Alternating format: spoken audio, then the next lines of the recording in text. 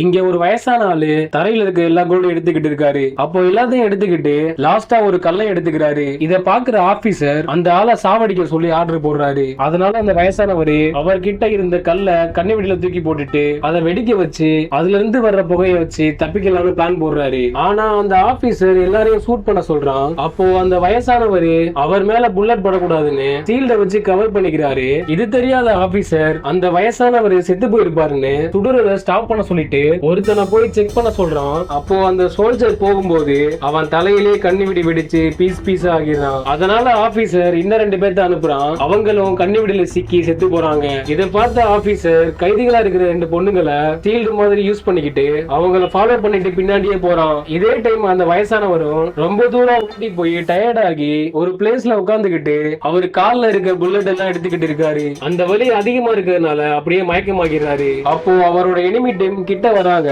அதுவும் அவங்களோட training tax எல்லாம் கூப்பிட்டுக்கிட்டு இதெல்லாம் கண் முழிச்சு பார்த்த வயசானவரு அவங்க காருக்கு அடியில போயிட்டு டாக் ஸ்மெல் பண்ணிட கூடாதுன்னு பெட்ரோல் டேங்க ஓட்ட போட்டு அவர் மேல ஊத்திக்கிறாரு. ஆனா அப்போ கூட டாக்ஸ் எல்லாம் ஸ்மெல் பண்ணி கண்டுபிடிச்சிடுது. இதனால அவர் தப்பிச்சு போலான்னு பாக்குறாரு. அப்போ ஒரு சோல்ஜர் அவன் காலில் சுட்டுறான்.